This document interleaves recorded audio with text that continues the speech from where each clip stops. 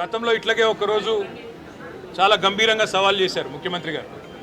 మీరు ప్రెస్ క్లబ్కి రండి, తేల్చుకుందాం, ఎవరు రైతులకు ఏం చేశారో తేల్చుకుందాం రండి అని ఇదివరకు సవాల్ చేశారు. ఆ రోజు మేమందరం కూడా మరి గౌరవ ముఖ్యమంత్రి గారు పిలిచారు కదా, మేము కూడా పూర్తి వివరాలతో 10 ఏళ్లలో మేమేం చేశాము, మరి 2 ఏళ్లలో మీరేం చేస్తున్నారు రైతులకి చెప్తామని చెప్పి మేమందరం కూడా ముఖ్యమంత్రి గారి సవాల్ని స్వీకరించి ప్రెస్ క్లబ్ పోయాము.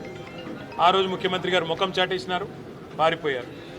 ఇవాళ మరి వారి ఏమైందో మళ్ళీ తెలియదు, కానీ అప్పుల విషయంలో ఈ రాష్ట్ర ప్రభుత్వం మరి ఎన్ని అప్పులు వారికి బీఆర్ఎస్ ప్రభుత్వం నుండి వచ్చినాయి, వారు ఎంత చేసినారు, ఇవన్నీ చర్చిద్దాం, దమ్ముంటే రండి అంటూ మళ్ళీ ఒకసారి పేరు తీసుకొని ముఖ్యమంత్రి గారు నిన్నగాక మొన్న సవాల్ చేశారు.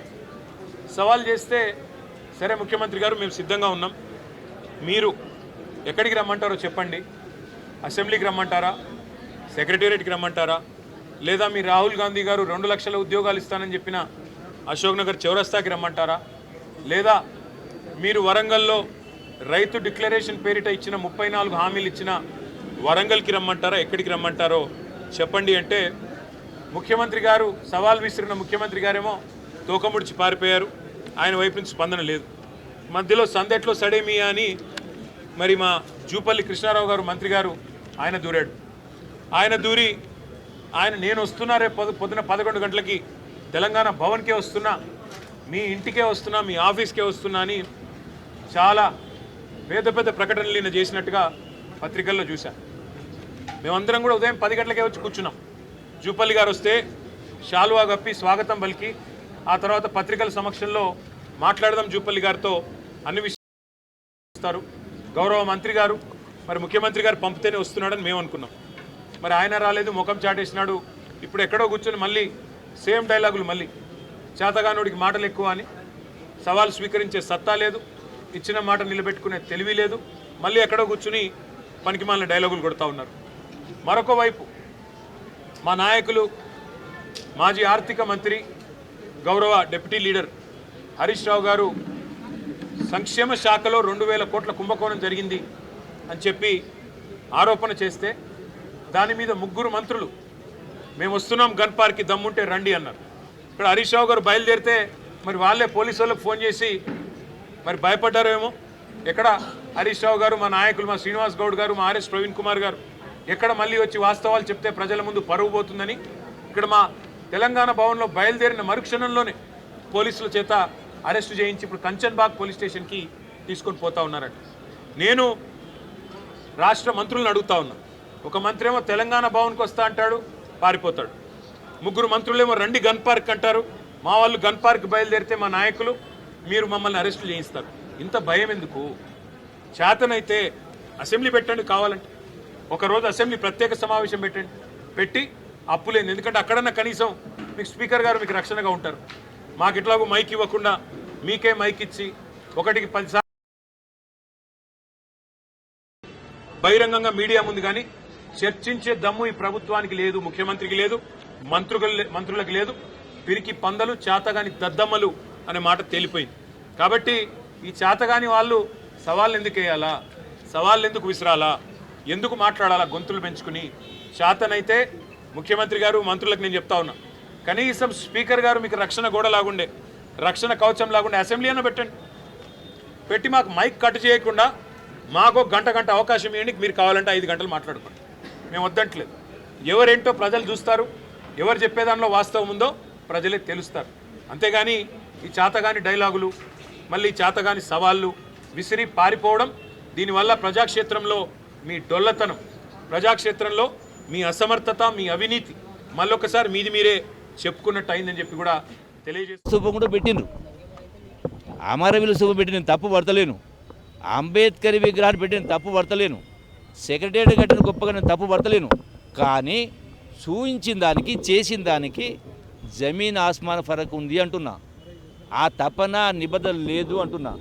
మరి అదే వేళ ఉంటే మరి అంబేద్కరు రాజ్యాంగంలో 2 పెట్టిండు, 1 లోక్సభ 2 రాజ్యసభ. నేను కూడా చెప్పిన, 1 లోక్సభ 2 రాజ్యసభ. రాజ్యసభ ఎందుకు పెడతారు?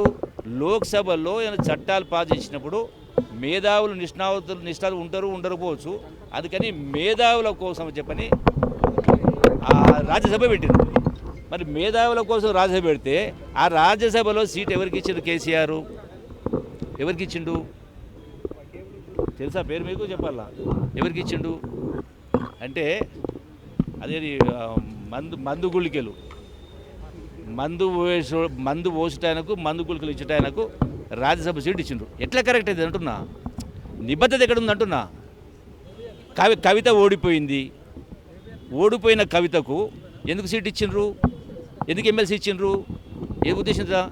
నేను ఓడిపోయిన తర్వాత మళ్ళీ చెప్తాను, నేను ఓడిపోయిన తర్వాత కేటీఆర్ కొంత బాధపడుతూ అన్న మీకు క్యాబినెట్ అదేంటి ప్లానింగ్ బోర్డు వైస్ చైర్మన్ బాగుంటుంది అన్నాడు. అంటే కొంత బాధ వ్యక్తం చేసిండు. సంతోషం. కానీ కేసీఆర్ని అడగండి, ఒక మాట మీరు అడగండి, planning board vice chairman cabinet rank అడగండి నాతో అన్నాడు. నేను ఓడిపోయి పదవులు అడగటోని కాదు, నేను ఆ స్థాయికి దిగజారలేదన్నా. నేను ఇంకో మాట ఎందుకు నేను ఇంత కరాఖండగా చెప్తున్నా? ఎందుకు కరాఖండ చెప్తున్నా? నేను ఎప్పుడు కూడా ఏ విషయంలో మాట మార్చలేదు. నేను తెలంగాణ కోసం రాజీనామా చేసిన సందర్భంలో ఇప్పుడు చెప్తా ఉన్నా, సందర్భం వచ్చింది కాబట్టి తెలియాలి కాబట్టి, రాజీనామా చేసే సందర్భంలో ఆనాడు సకల జనుల సమ్మె కాలాఫ్ అయింది. సకల జనుల సమ్మెను కాలాఫ్ చేసిండ్రు. అది 3వ తారీఖున, అంటే ఎల్లుండి నుంచి సకల జనులు బంద్ అన్నారు.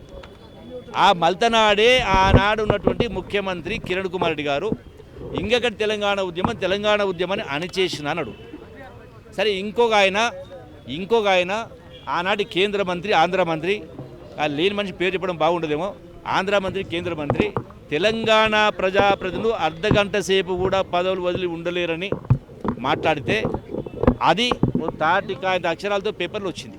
నేను పొద్దున 7 గంటలకు ఆ పేపర్ చదివి బాధపడి అదే రోజు అసెంబ్లీ నడుస్తూ ఉంది. 11 గంటలకు ఇదే అసెంబ్లీలో కిరణ్ కుమార్ దగ్గరికి పోయి నా రాజీనామా లేఖ ఇచ్చిన. చదివి అన్న నీ రాజీనామాతో తెలంగాణ వస్తుంది అన్నాడు. అన్న నా రాజీనామాతో తెలంగాణ వస్తుందో నాకు తెలియదు, కానీ మీ రాజీనామాలతో వచ్చిన తెలంగాణ ఆగలేదా అన్న. ఒకసారి కొంత మళ్ళీ తగ్గి నీవు రాజీనామా చేస్తే మా ఇతర మంత్రులపైన ఒత్తిడి వస్తుంది, మా ప్రభుత్వానికి ఇబ్బంది అవుతుంది, నీకు ఏం కావాలని అడుగు, ఏదైనా అడుగు, ఎంతైనా అడుగు అన్నాడు. నాకు అర్థం కాలేదని మళ్ళీ చెప్పన్నా. నీకు ఏం కావాలని అడుగు, ఏదైనా అడుగు, ఎంతైనా అడుగు అన్నాడు. అప్పుడు నేను ముఖానికి ఏళ్ళు పెట్టుకుంటే చెప్పిన, నీవు 1000 కోట్లు పెట్టి కొనలేవు, నేను అమ్ముడు పోయే వస్తువును కాదన్నా, నీ కర్మపో వినాశకాలు విపరీత బుద్ధి అన్నాడు.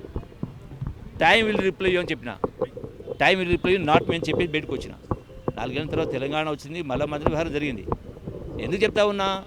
ఎప్పుడే కానీ వ్యక్తికైనా పార్టీకైనా వ్యాపారానిక ప్రతిదానికి కూడా ప్రాతిపదిక ఏంది? ప్రధానం ఉండాలా? ఒక నమ్మకం, ఒక విశ్వాసం. వీళ్ళు మాట్లాడితే కరెక్ట్ ఉంటుంది, మా అబద్ధాలు చెప్పరు, అట్లా ఉండాలి. కానీ నీకు కళ్ళార కనపడతా ఉంటే 8 లక్షల కోట్ల అప్పు కనపడతా ఉంటే నేను లేదు, పట్టినోడు పరక అంటే కాలు జల్లాలంటే ఎవడో, పట్టినోడు పరక అంటే కాలు జల్లాలంటే నీకు కనపడుతుందే, నీకు 8 లక్షల కోట్ల అప్పు కనపడుతుంది, దీనికి వడ్డీ మీరు కట్టింది, కొంత కట్టింది కదా. అయినా ఇంకా బుక్కాయితే ప్రయత్నం చేసి ఆడికి రాలేదు, ఈడికి రాలేదు, యాడికి వస్తుంది? మీ మామ దగ్గరికి పోండి, మీ నాయన దగ్గరికి చెప్పే రాదు.